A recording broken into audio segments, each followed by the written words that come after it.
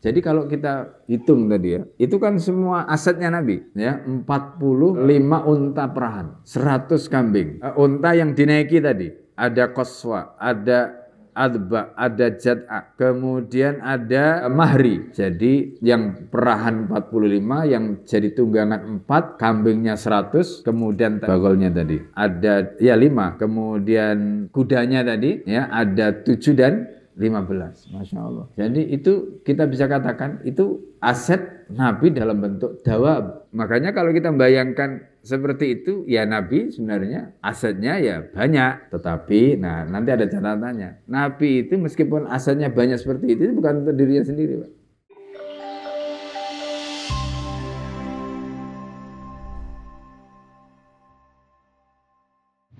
Assalamualaikum warahmatullahi wabarakatuh. Bismillahirrahmanirrahim. Alhamdulillahilladzi hadana li hadza ma kunna linahtadiya laula an hadana Allah. Asyhadu an la ilaha illallah wahdahu la syarika lah. Wa asyhadu anna Muhammadan abduhu wa rasuluhu alladzi la nabiyya ba'dah. Allahumma salli wa sallim ala habibina al-Mustafa wa ala alihi wa ashabihi wa man da'a bi da'wati ila yaumil qiyamah. Rabbi shrah li sadri wa yassir li amri wahlul 'uqdatam min lisani yafqahu qawli. Allahumma inni a'udzubika an adilla wa dalla silla wa salla au adrima udlama au azala yajal alaih.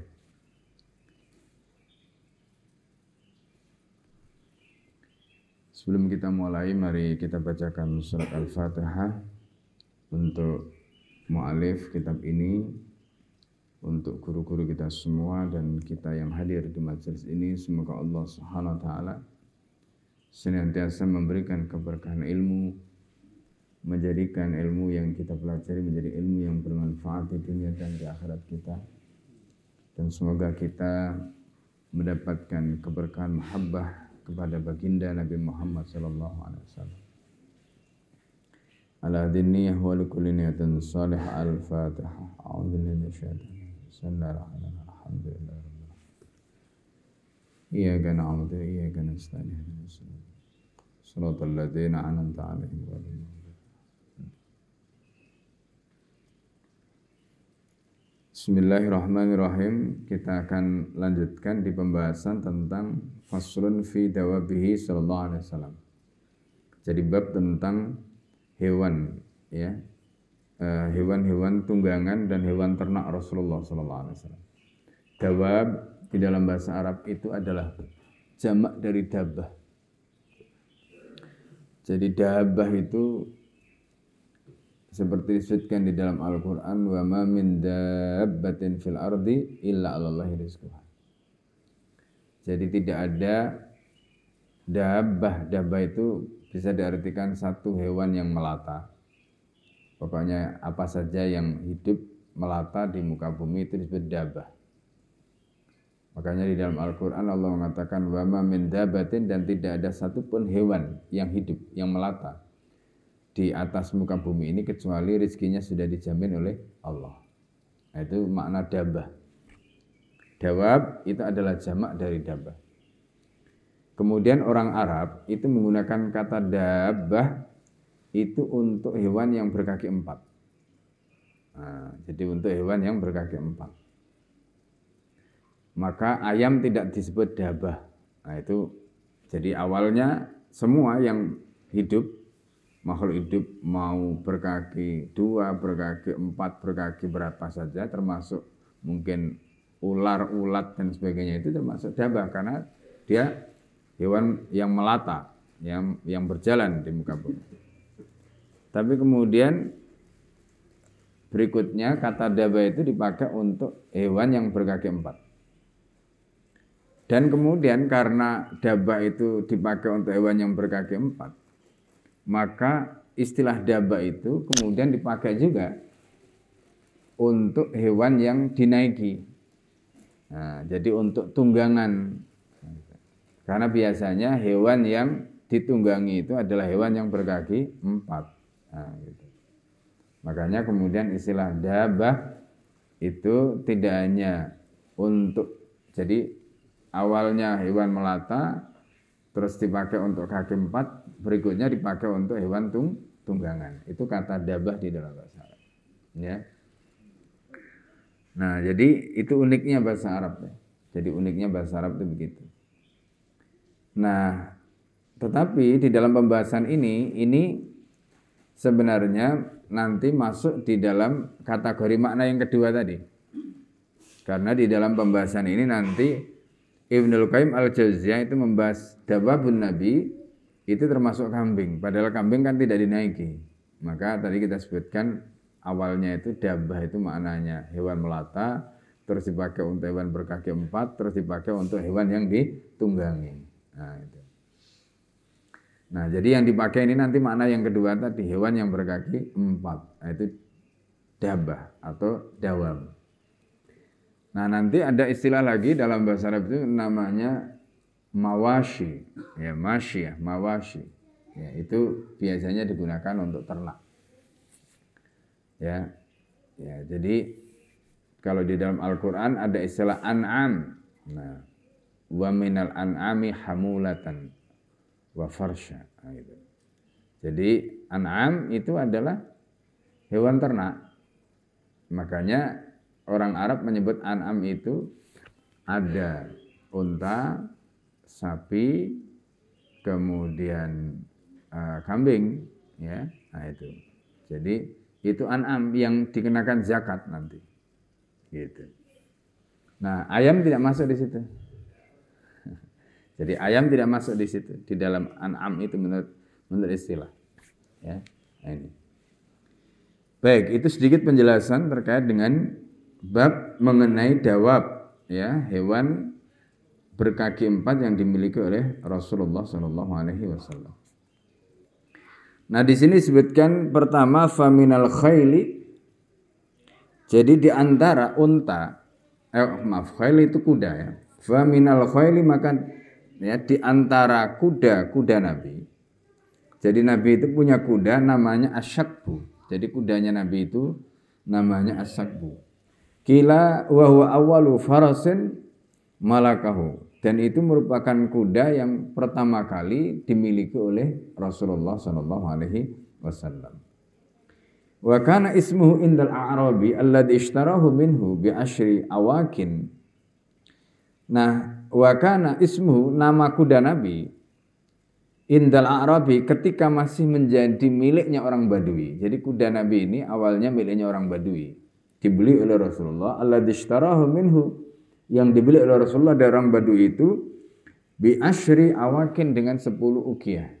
Ya, itu jenis satuan ya terkait dengan alat tukar pada zaman Rasulullah. Namanya sebelum menjadi milik Rasulullah itu namanya doros. Ya, namanya doros. Nah, itu. Ketika kuda itu masih menjadi milik orang Badui. Wa kana agharra muhajjalan, jadi kuda itu punya rambut ya yang di depan gitu ya. Ya di rambutnya itu banyak ya di depannya itu. Kemudian ya juga ada jadi muhajjalan ya, rambutnya putih di depan, kemudian di kaki itu juga ada ya rambutnya yang melingkar di kaki. Talakal yamina ya, dan dia itu kalau lari kencang sekali. Gitu. Talakal yamina ya, dia larinya kencang sekali. Nah, di situ disebutkan bahwa kuda tadi itu disebutkan kumaita. Ya, kumaita itu dia warnanya adalah warna hitam kemerah-merahan. Nah, jadi kan kuda itu gimana ya, hitam kemerah-merahan itu. Jadi ya sebenarnya kayak coklat agak gelap gitu ya. Nah, gitu. Jadi kalau kena sinar matahari itu kan kelihatan seperti merah gitu, kemerah-merahan. Kemudian wakila adham, ada yang menyebutkan bahwa kudanya tadi itu hitam pekat. Ya kan, makanya kalau hitam kemerah-merahan itu kan kemungkinan ya kalau jadi coklat semi hitam gitu kan. Nah, atau ada mengatakan hitam pekat. Nah, gitu. Nah itu diantara kuda Rasulullah. Kemudian berikutnya kuda Nabi ya namanya itu wal murtajaz. Wal murtajaz itu kudanya. Wa kan ashab, jadi bentuk warnanya itu, jadi murtajaz tadi itu warnanya adalah warna kelabu. Jadi warnanya itu warna kelabu. Wa walladhi syahida fihi Khuzaimah ibn Sabit. Jadi kuda ini namanya murtajaz tadi itu yang berwarna kelabu. Itu adalah kuda di mana seorang sahabat Nabi bernama Khuzaimah bin Sabit itu syahid di atas kuda tadi. Jadi kuda itu ditunggangi oleh Khuzaimah pada saat beliau menjadi syuhada. Nah ini. Kemudian berikutnya adalah wal-luhaif. Ya, itu nama kudanya yang lain. Kemudian wal-lizaz. Nama kudanya yang lain namanya adalah lizaz. Kemudian wad-darib, namanya darib. Was-sabha namanya sabha, wal-ward namanya ward. Jadi ini 7 kuda tadi itu yang disebutkan pertama itu sakab, kemudian murtajaz, luhaif, lizaz, dorib, sabha, warad. Ada 7. Nah ini yang 7 kuda ini yang dimiliki oleh Nabi yang disebutkan fahadi sab'atun muttafaqun 'alaiha. Jadi ini adalah 7 kuda yang disepakati. Maksudnya ulama itu enggak berselisih bahwa Nabi itu punya 7 kuda. Jama'al Imam Abi Abdullah Muhammad ibn Ishaq ibnu Jama'ah Syafi'i fi baitin. Dikumpulkan semua nama-nama kuda Nabi tadi itu oleh Abu Abdullah Muhammad ibn Ishaq ya, ibnu Jama'ah Asy-Syafi'i, beliau bermadzhab Syafi'i di dalam sebuah bait syair. Jadi ulama-ulama dulu itu cara ngafalkan itu mereka bikin syair. Jadi cara ngafalkan supaya mereka gampang ngafalkannya itu mereka pakai syair. Nah, ini syairnya. Wal khailu sakbun luhaifun sabhatun daribun lizazu murtajazun wardun laha asraru. Nah, itu syairnya. Jadi wal khailu kudanya Rasulullah itu adalah sakbun luhaifun sabhatun daribun ya 4 lizazu murtajazun kemudian wardun. Nah ini laha asraru yang semua tadi itu punya asrar, punya rahasia. Gitu. Jadi masing-masing itu punya rahasia. Ya namanya makhluk ya yang Allah ciptakan itu kan punya keistimewaan masing-masing. Kita aja lah gitu.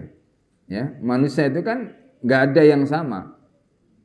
Enggak ada yang sama. Masing-masing itu diberi keistimewaan oleh Allah yang berbeda-beda. Ya, kita punya anak aja begitu. Ya, enggak ada anak kita yang sama meskipun lahir dari bapak dan ibu yang sama. Itu namanya asrar. Masing-masing punya keistimewaan, masing-masing punya rahasia sendiri-sendiri. Nah, gitu. Nah, makhluknya Allah yang bernama atau berupa kuda tadi itu juga sama seperti itu. Nah, itu yang dikatakan laha asraru. Kemudian akhbaran bidzalik anhu walatuhu al-imam kata Ibnul Qayyim ya, kami diberitahu ya bidzalika mengenai hal itu oleh walatuhu, oleh putra beliau Al-Imam Izzuddin Ibnul Aziz Abu Amr a'azzallahu bi ta'ati, semoga Allah Subhanahu wa taala memuliakan beliau dengan ketaatannya kepada Allah. Wakila ada mengatakan kanat lahu afrasun akhar, ada mengatakan Nabi itu memiliki kuda yang lain. Jadi selain berapa? 7 tadi. Di situ disebutkan ya, tadi selain 7 tadi disebutkan Nabi itu punya kuda lain, berapa jumlahnya? Khamsata asyar. Jadi jumlahnya ada sebanyak ya. Jadi di situ disebutkan ada sebanyak 15 kudanya. Ini ya. Walakin mukhtalafun fiha, tetapi jumlah ini termasuk kuda-kuda yang 15 tadi itu masih diperselisihkan.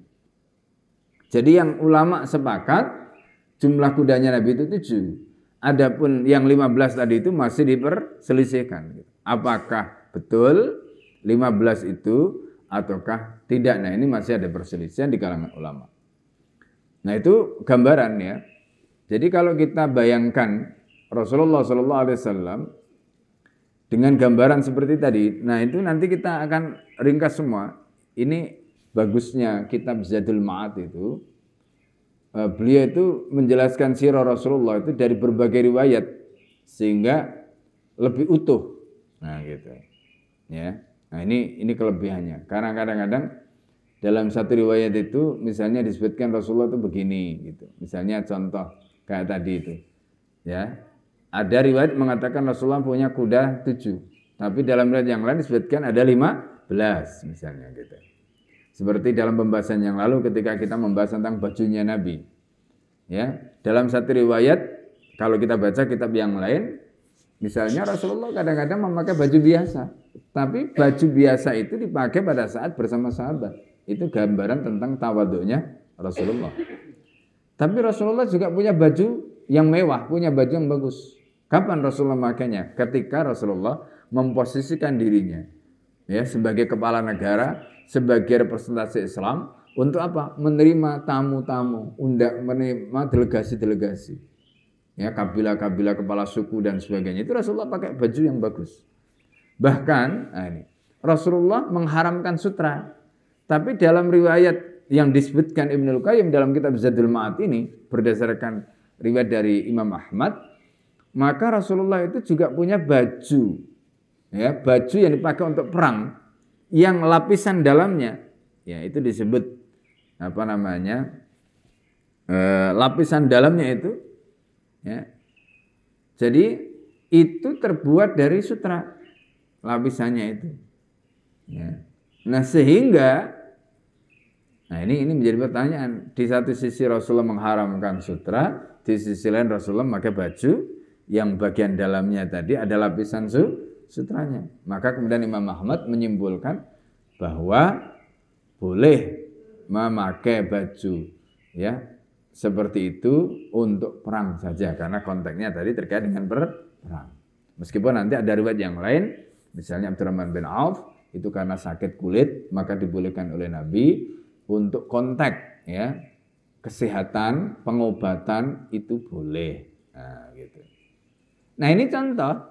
Jadi kalau kita hanya membaca satu riwayat kan akhirnya kesimpulannya ya seperti tadi. Oh, ini nggak boleh. Nah, gitu kan karena hanya satu riwayat yang kita baca. Tapi kalau kita baca semua riwayat tadi akhirnya kita bisa membuat kesimpulan. Nah, itu namanya kalau dalam konteks usul fikih itu namanya thariqul jam'i. Jadi bagaimana metode mengkompromikan banyak riwayat tadi. Nah, gitu ya. Nah, ini juga sama. Jadi kadang-kadang kita membayangkan Rasulullah itu hidupnya susah, tidak punya aset macam-macam gitu. Tapi kalau kita baca riwayat ini nanti Masya Allah luar biasa. Bayangkan ya kalau kita melihara 7 kuda, itu berapa kosnya? Aku bayang itu ya. Kuda itu banyak loh Pak. Ininya apa namanya? Kosnya itu. Ya, makannya, perawatannya itu banyak itu.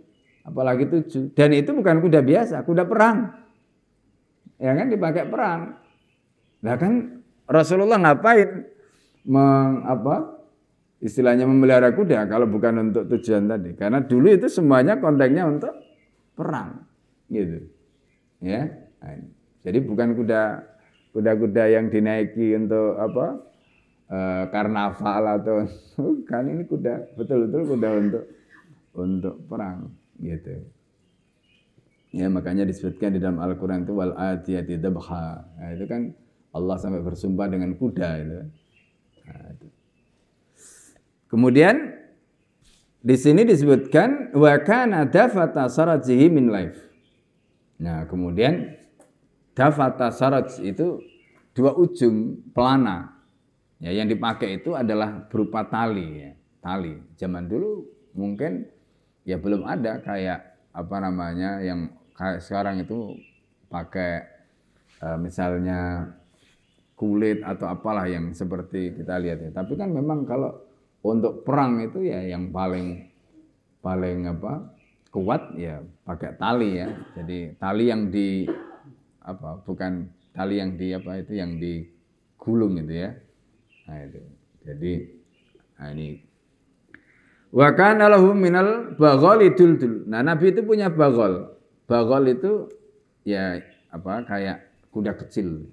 Yaitu duldul. Wa kanat syahba, ya.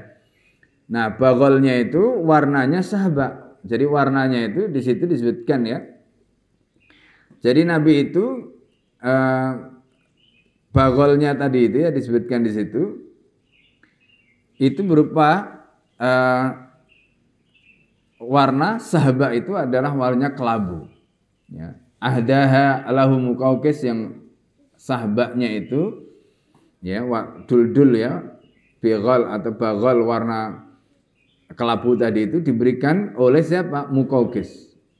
Wa baghlatun ukhra, kemudian Nabi juga punya baghal yang lain. Yuqalu laha fiddah, ya disebut dengan nama fiddah. Nah gitu. Ya. Nah, itu dihadiahkan oleh siapa? Ahdalau Farwa al-Judami. Ya. Jadi dihadiahi oleh Farwa al-Judami. Wa baghla sahba ahdaha lahu sahibul aila. Nabi juga punya baghal yang lain ya. Yang warnanya kelabu juga diberikan hadiah oleh sahibu aila. Sahibu aila itu penguasa yang ada di wilayah Aila. Wa ukhra ahdaha lahu sahibu dumatil jandal. Kemudian yang lain, Nabi itu punya baghal yang lain yang juga dihadiahkan oleh penguasa dumatil jandal. Wa qad qila innan Najasi, ada menyebutkan Najasi itu adalah raja Habasah. Dia atau ahdalahu tepatnya ya baghlatan. Jadi annan Najasi ahdalahu baghlatan. Najasi itu memberikan hadiah baghlah ya, baghal tadi itu fakana yarkabuha, dan baghal itu pernah dinaiki oleh Rasulullah. Jadi kalau kita hitung duldul ya itu hadiah Muqawqis, kemudian berikutnya itu fiddah tadi hadiah dari Farwah, kemudian baghal yang dihadiahkan oleh penguasa Aila, kemudian baghal lagi diberikan oleh penguasa Dumatul Jandal, kemudian satu lagi adalah baghal yang diberikan oleh Raja Najasi, berarti 5. Ya, Rasulullah punya 5. Nah, berikutnya wa minal hamiri. Nah ini. Jadi di antara Rasulullah itu punya unta. Ya, Rasulullah itu punya unta. Nah, di situ kemudian disebutkan ya jadi khimar ya. Jadi hamir di antara himar ada menyebutkan keledai ya khimar lah ya. Lebih tepatnya khimar. Wa minal hamir ufair namanya. Jadi di antara khimarnya Nabi itu namanya ufair. Wa kan asyab. Bentuknya itu atau warnanya itu warna kelabu. Ahdahu Muqawqis. Jadi ini juga dihadiahi oleh Muqawqis. Malikul Kipti. Raja Kipti. Kipti itu Koptik ya. Koptik itu mana? Mesir. Ya ini. Kemudian wa khimarun akhar. Kemudian berikutnya adalah Nabi itu punya khimar yang lain. Ahdahu lahu Farwa al-Judami. Sama. Berarti Farwa al-Judami itu ngasih ya baghal tadi, keledai, ya ngasih khimar ya. Nah, begitu juga Raja Muqawqis itu bukan hanya ngasih baghal tapi juga ngasih khimar. Nah, gitu. Ya. Wa dzakara anna Sa'ad ibn Ubadah atan Nabi sallallahu alaihi wasallam himaran farakibahu. Begitu juga Nabi itu mendapatkan hadiah dari Sa'ad bin Ubadah, di mana Sa'ad bin Ubadah itu ngasih hadiah khimar tadi, farakibahu, maka Rasulullah sallallahu alaihi wasallam juga menaiki khimar tadi itu. Nah, ini ya. Jadi berarti kalau kita hitung di sini Nabi itu yang pertama tadi punya kuda. Berapa kudanya tadi? 7. Yang diperselisihkan ada 15. Kemudian bagholnya ada berapa? 5. Ya kan? Ditambah tadi khimarnya ada 3. Ya, pertama ufair, kemudian hadiah dari Farwah tadi, dan yang ketiga adalah hadiah dari Sa'ad bin Ubadah. Sa'ad bin Ubadah itu tokoh Ansor. Ya, di Madinah. Ini. Kemudian wa minal ibil, dan di antara unta Rasulullah itu yang terkenal ya ini. Pertama itu namanya Qaswa. Nah, Qaswa ini Qila wa yallati hajar 'alaiha. Qaswa ini adalah unta yang ditunggangi Nabi pada saat hijrah. Makanya kalau kita lihat di film, ya, filmnya Umar atau film ya katakanlah Arisal atau yang lain ya, yang menggambarkan tentang detik-detik hijrahnya Rasulullah. Itu ada unta warna putih kan gitu. Ya, qaswa itu. Nah, itu adalah unta yang dinaiki oleh Rasulullah sallallahu alaihi wasallam pada saat hijrah. Nah, itu qaswa. Tapi untanya Rasulullah itu bukan hanya qaswa, di sini juga disebutkan ada unta lain yaitu adba. Jadi selain qaswa, Nabi itu punya unta namanya adba. Kemudian jada'a gitu. Ya. Nah, adba itu maknanya unta itu telinganya sobek. Kalau jad'a itu arti asalnya jad'a itu adalah jada', itu punya belalai. Kan unta nggak mungkin belalai. Ya, itu. Nah, jadi sebenarnya kenapa unta tadi disebut jad'a? Di sini disebutkan walam yakun bima adabun wala jad'un.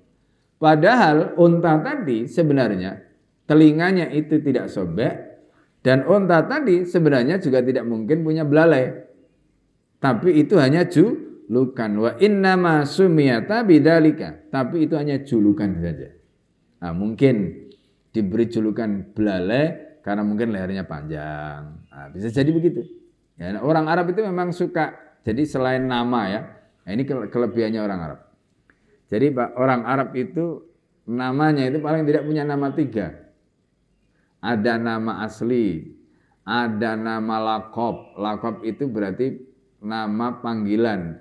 Ada nama kunyah, gitu. Nama kunyah itu adalah nama yang dinisbatkan kepada anak. Itu orang Arab. Nah, maka mereka juga suka begitu ngasih nama hewan-hewan tadi itu, yang mungkin sesuai dengan cirinya. Nah, jadi kayak misalnya tadi, adba itu ya kalau kita boleh katakan itu lakob. Istilahnya lakob artinya julukan ya, jad'a itu juga julukan. Jadi yang satu dijuluki apa si telinga apa patah atau telinganya sobek, yang satunya lagi dijuluki si leher panjang atau si belalai misalnya. Gitu. Padahal ya nggak mungkin unta punya belalai, nggak mungkin jadi unta tadi itu punya belalai kan nggak mungkin, yang punya belalai kan gajah. Wakila dan kemudian dikatakan karena ya biudhuniha adbun. Ada menyebutkan karena adba, disebut adba itu karena telinganya itu memang sobek. Gitu. Fasumiyat bihi, sehingga unta tadi itu diberi nama atau disebut dengan nama itu gitu. Ya. Nah, wahal adba wal jad'a wahida. Ini pertanyaan berikutnya. Apakah unta adba dan jad'a tadi itu satu ataukah dia dua? Itu juga ada perselisihan di kalangan ulama. Oh, isnani atau dua? Fi khilaf. Nah, itu ada perselisihan. Nah, yang menarik di sini boleh sebutkan wal adba yallati kanat la tusbak. Nah, unta adba ini itu adalah unta yang tidak pernah terkalahkan larinya. Ya, la tusbak, allati kanat la tusbak, enggak pernah terkalahkan larinya. Summa ja'arabi ala qu'udin, ya ala qu'udin fasabaqaha. Lalu kemudian ketika itu ada orang Badui, ya, dia naik unta dan mendahului unta tadi. Fasyaqqa dzalika 'alal muslimin. Nah, gitu. Maka kemudian telinganya itu disobek. Nah, jadi telinganya disobek. Meskipun ada juga nanti riwayat yang lain ya. Dalam riwayat yang lain itu kalau kita baca ya, di dalam hadis ya, itu nanti ada kisah gitu ya. Kisah terkait dengan bagaimana orang-orang ya, ada tabi'in itu hadarim istilahnya itu. Jadi hadarim itu sebenarnya biasanya digunakan untuk orang Hadramaut gitu. Tapi kadang-kadang itu digunakan terkait dengan tadi konteks, ini kaitannya dengan hewan yang telinganya tadi disobek untuk menandakan bahwa dia ini sudah muslim. Nah, makanya tadi disebutkan ya fasyaqqa dzalika 'alal muslimin. Nah, jadi telinganya tadi disobek untuk menandai bahwa itu ya menjadi bagian dari kaum muslimin. Nah, gitu. Ya, wallahu a'lam. Faqala Rasulullah sallallahu alaihi wasallam inna haqqan 'alallahi alla yarfa'a minad dunya syai'an. Lalu Rasulullah sallallahu alaihi wasallam bersabda, inna haqqan 'alallah, sesungguhnya menjadi hak ya yang patut bagi Allah alla yarfa'a, Allah itu tidak akan mengangkat syai'an minad dunya syai'an, apapun dari dunia ini, illa wada'ahu, kecuali Allah akan hinakan. Jadi begini, Mbak. Di dunia ini kita itu sering kali tertipu kan? Jadi di dunia itu kita sering kali tertipu. Apa tipuan dunia itu? Ya, apa saja yang di dunia itu dieluk-elukan, ya, itu bisa jadi kebalikannya di mata Allah. Gitu. Nah, makanya di sini Rasulullah mengatakan inna haqqan 'alallahi ayyarfa minad dunya syai'an, bahwa Allah artinya menjadi haknya Allah, pantas bagi Allah itu untuk mengangkat apapun dari dunia ini. Nah, tidak ada dari dunia ini yang diangkat oleh Allah kecuali Allah hinakan. Apa maksudnya? Yaitu di sini disebutkan Rasulullah sallallahu alaihi wasallam, kata muhakkik kitab ini ya. Wa fil hadis ittikhadul ibil lirukub wal musabaqa alaihi wa fi at-tazhid fi dunya lil isyarah. Jadi di dalam hadis tadi itu ada pelajaran yang diberikan Rasulullah, yaitu menjadikan unta tadi untuk tunggangan dan perlombaan. Satu. Wa fihi, di dalam hadis itu juga ada at-tajhid, yaitu zuhud, pelajaran tentang zuhud di dunia, tentang dunia. Lil isyarah, untuk menunjukkan ila anna kulla syai'in fiha, bahwa apa saja yang ada di dunia itu layar tafi, dia tidak akan diangkat derajatnya. Ila ittadu'a, kecuali dijatuhkan. Ya, makanya orang mukmin itu ketika diuji oleh Allah, diberi bala dan sebagainya, itu enggak perlu inferior, Pak. Karena ujian atau bala itu diberikan oleh Allah justru untuk mengangkat kita. Mungkin di mata manusia kita jatuh. Nah, di situ pelajaran yang berharga. Makanya kita jangan pernah meremehkan orang, misalnya orang miskin, orang yang jalan kaki. Ya. Karena belum tentu mereka itu hina. Belum tentu mereka itu katakanlah di posisi yang rendah. Tidak, belum tentu. Coba bayangkan ya. Orang itu kadang-kadang ya, Al-Fakir itu lihat kalau malam gitu. Lihat orang bawa gerobak gitu kan. Gerobak gitu. Ya, kadang-kadang ada ibu-ibu pakai kerudung bawa gerobak dengan anaknya malam-malam gitu. Kita itu kadang ya Allah terenyuh ya melihat. Tapi di satu sisi itu kita meneteskan air mata begini. Melihat mereka itu orang kayak begitu, itu mereka mencari yang halal kan sebenarnya. Daripada mereka mencuri. Coba bandingkan dengan berita yang baru, yang heboh sekarang itu kan, bagaimana seorang pejabat hanya dalam waktu belum ada 1 tahun menjadi pejabat. Lalu dia melakukan korupsi dan ditangkap oleh KPK misalnya gitu kan, dengan OTT. Dan ternyata mogenya banyak sekali. Belum lagi mobil mewahnya gitu. Dan itu yang kelihatan, Pak. Kita kan nggak tahu isi rekeningnya kan. Itu kan yang kelihatan gitu. Kita nggak tahu isi rekeningnya. Pertanyaannya kemudian begini. Itu kan, wah. Bayangkan, Pak. Orang ini itu asalnya dulu driver ojek, Pak. Terus dia bikin, dengan teman-temannya itu, jadi kayak, paguyuban atau apa. Nah dari situ kemudian ketika ada pilpres, dia membuat skoci tadi, tahu skoci ya, untuk keperluan politik. Nah teman-temannya diajak, dia yang memimpin. Terus itu jadi kayak semacam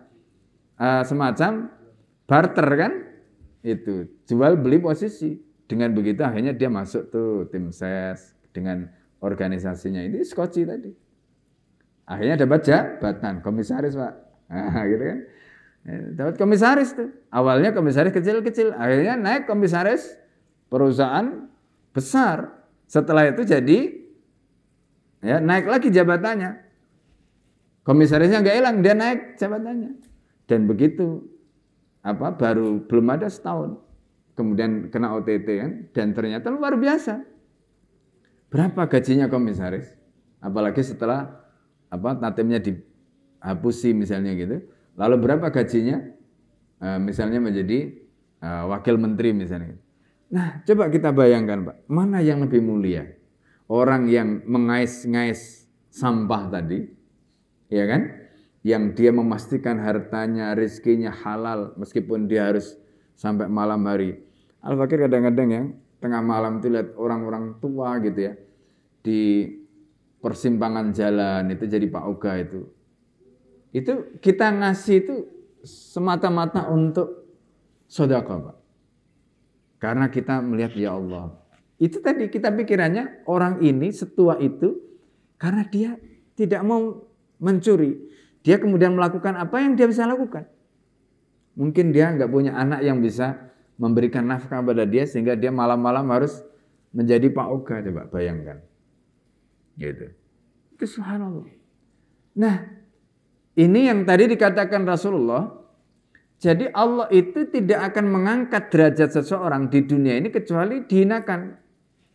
Nah, boleh jadi mereka yang di mata orang tadi itu hina, justru di mata Allah itu diangkat derajatnya gitu. Sementara yang di mata manusia menunjukkan tadi itu ya punya ini, punya itu macam-macam, dan kita nggak tahu dari mana dia mendapatkan dan ternyata hasil korupsi, itu justru Allah hinakan. Nah itu tadi, jadi hadis tadi selain cerita tentang bagaimana tunggangan tadi itu dipakai untuk, jadi unta tadi itu dipakai untuk tunggangan, juga dipakai untuk apa? Dipakai untuk musabaqah, untuk perlombaan, juga itu digambarkan tadi itu terkait dengan tazhid. Hadis tadi itu mengajarkan tentang zuhud gitu. Ya. Wa fihi kata mu'alif, ya kata muhakkik ya, pentahqiq editor kitab ini mengatakan wa fi al-hattu ala tawadhu. Jadi di dalam hadis tadi ada dorongan untuk tawadhu. Dorongan supaya kita tidak sombong. Orang itu kan zaman dulu, Pak.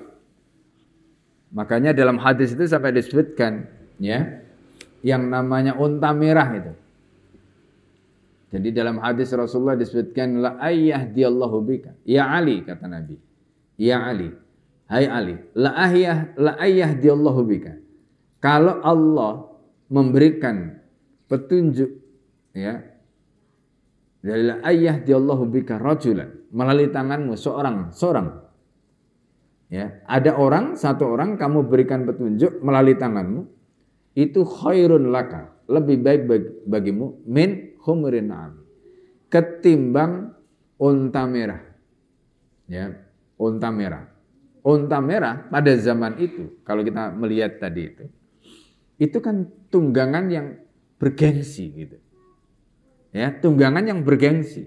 Hari ini ya mungkin sekelas Ferrari, Lamborghini, kayak begitulah kira-kira. Jadi kita bisa memberikan petunjuk kepada satu orang, itu masih lebih baik ketimbang unta merah, ketimbang Ferrari, Lamborghini tadi. Itu kata Nabi. Untuk apa? Ini kan juga pelajaran tentang apa? Jadi ketika Rasulullah SAW menceritakan tadi, inna haqqan 'alallahi ayyarfa minad dunya sya'an ila wada'ahu. Ya, konteksnya dengan unta yang kalau tadi itu betul terkait dengan telinganya disobek tadi itu, justru itu ya kan? Untuk apa? Menunjukkan pelajaran kepada kita tentang apa? Tawadhu. Gitu. Allah angkat dengan cara seperti tadi. Nah, gitu. Ya. Nah, jadi itu. Makanya kita itu diajari begitu, itu kan mindset ya. Supaya apa? Pada saat kita itu jatuh, pada saat kita mendapatkan ujian, pada saat kita itu mendapatkan bala, itu kita itu tidak hopeless gitu. Ya, Apa yang membuat kita tidak hopeless, tidak kehilangan harapan? Karena tadi justru itu caranya Allah untuk naikkan derajat kita. Ya kan? Itu caranya Allah untuk naikkan derajat kita. Nah, ini ya. Ini yang perlu kita pahami. Nah, jadi hadis tadi itu ada pelajaran tentang apa? Tentang tawadhu. Wa fihi husnu khuluqin nabi wa tawadhuhi wa adhamatihi fi suduri ashabihi. Jadi itu menunjukkan betapa mulianya akhlak Nabi. Gitu. Betapa mulianya akhlak Nabi dan betapa tawaduknya Nabi, betapa luar biasanya Nabi di hati para sahabat Rasulullah SAW.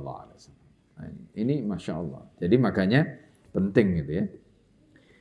Kemudian wahani Sallallahu Alaihi Wasallam yauma badrin jamalan.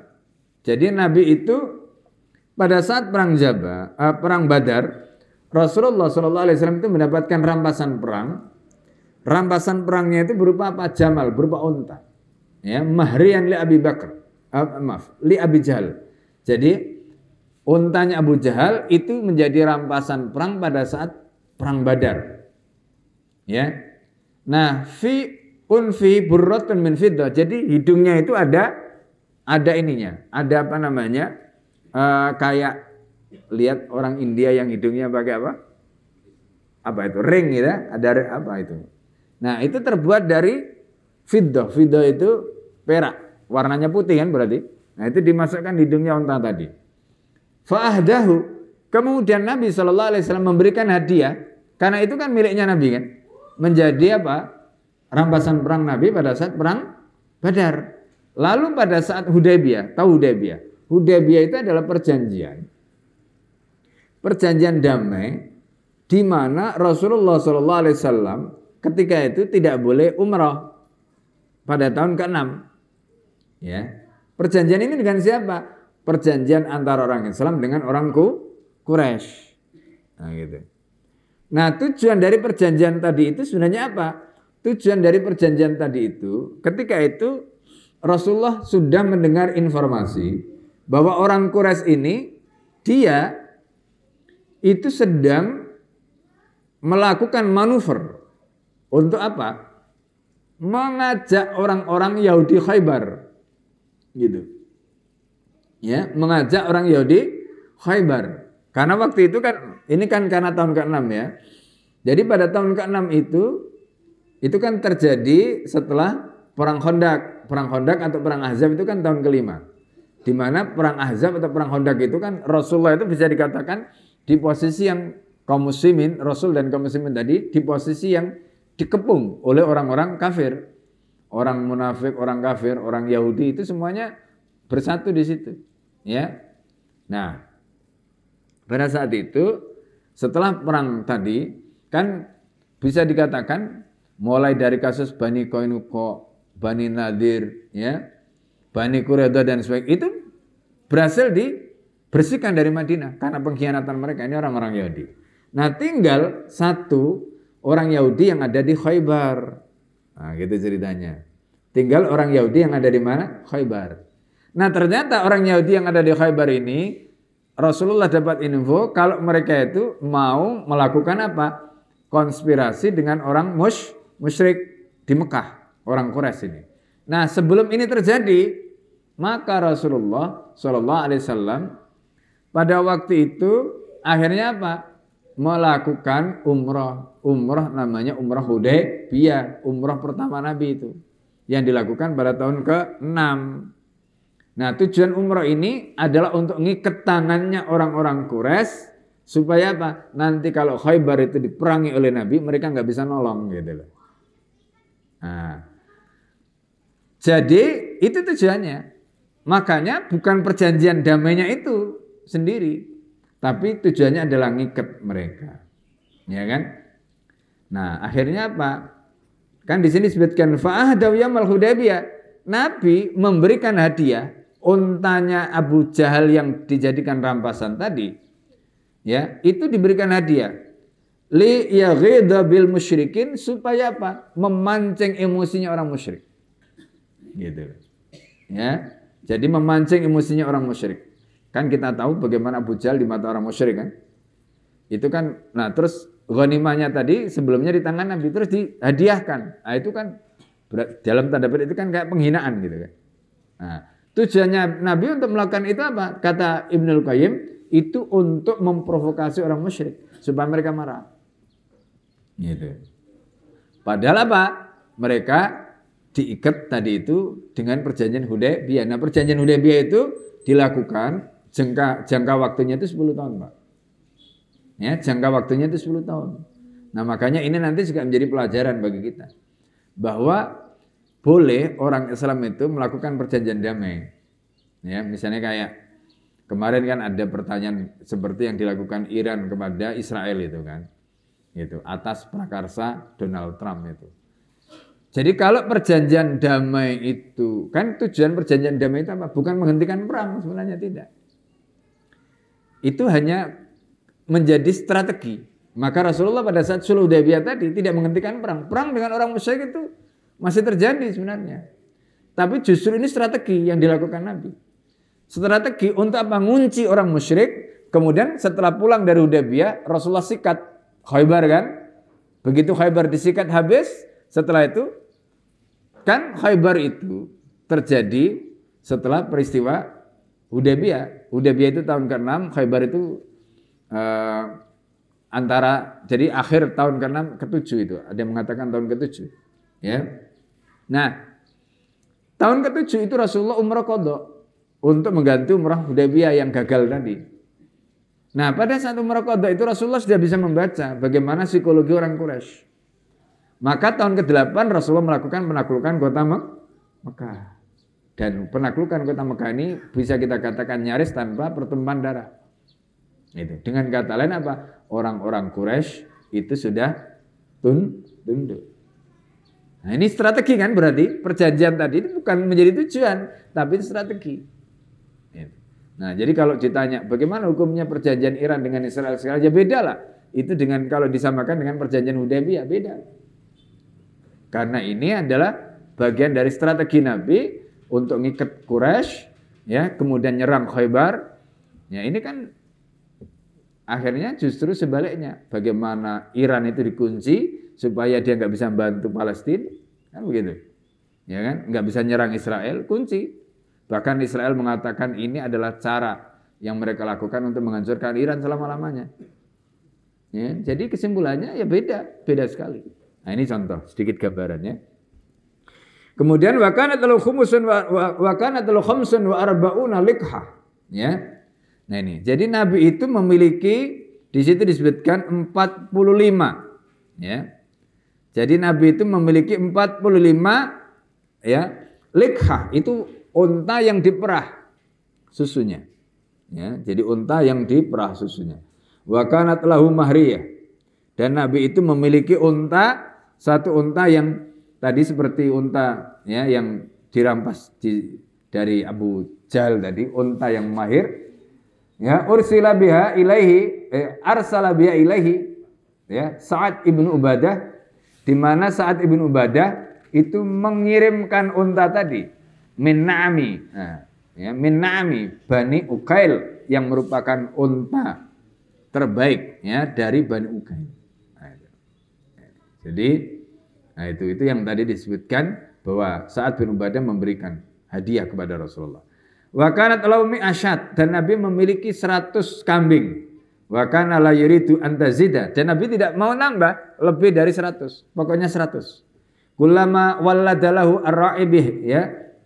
Ya. Jadi ketika kambingnya itu melahirkan, kambingnya itu beranak, maka ya dzabaha maka nasyatan, Nabi itu akan menyembelih. Jadi pokoknya kalau kambingnya itu beranak, Nabi akan sembelih. Gitu. Maksudnya kambing yang lain itu sebagai gantinya disembelih. Wa kan lahu sab'u a'nuz, ya. Nabi itu juga punya, ya, kambing. Ya, di situ disebutkan Nabi itu punya, jadi tadi itu ada 100, ya. Kemudian setiap lahir tadi itu disembelih yang lain. Jadi supaya jumlahnya tetap 100. Nah, kemudian Nabi itu memiliki 7 di situ. 7 ekor, ya, kambing perahan, ya. Tar'ahuna Ummu Aiman, yang digembalakan siapa? Oleh Ummu Ummu Aiman. Jadi kalau kita hitung tadi ya, itu kan semua asetnya Nabi. Ya, berapa tadi? Ya, 45 unta perahan. Ya, 100 kambing. Terus kemudian unta yang dinaiki tadi, ada qaswa, ada adba, ada jad'a, ya kan? Kemudian ada yang tadi itu mahri, ya, yang tadi disebutkan jamalan mahrian tadi, unta yang mahir yang didapatkan dari Abu Jahal tadi. Berarti 4 untanya tok. Ya, jadi yang perahan 45, yang jadi tunggangan 4, kambingnya 100, kemudian tadi bagolnya tadi berapa? Bagolnya tadi. Ya, ada 5. Kemudian kudanya tadi ya ada 7 dan 15. Masya Allah. Jadi itu kita bisa katakan itu aset Nabi dalam bentuk apa? Dalam bentuk dawab. Ya. Jadi makanya kalau kita bayangkan seperti itu, ya Nabi sebenarnya asetnya ya banyak, ya kan? Gitu, enggak sedikit gitu. Tetapi nah nanti ada catatannya. Nabi itu meskipun asetnya banyak seperti itu bukan untuk dirinya sendiri, Pak. Ya. Nah ini. Nah nanti pada saat Rasulullah Shallallahu Alaihi Wasallam haji wada itu Rasulullah menyembelih kambing itu sebanyak 63 ekor. Itu disembelih dengan tangannya sendiri. Itu Rasulullah. Ya. Nah ini. Jadi miliknya itu disembelih 63. Ya, sesuai dengan usianya ketika itu. Wallahu a'lam. Ya, baik sampai di sini. Nah, itu gambaran tentang bagaimana ya hewan ya berkaki 4 yang dimiliki oleh baginda Nabi Muhammad SAW. Baik, silakan kalau ada pertanyaan sebelum kita tutup. Ya.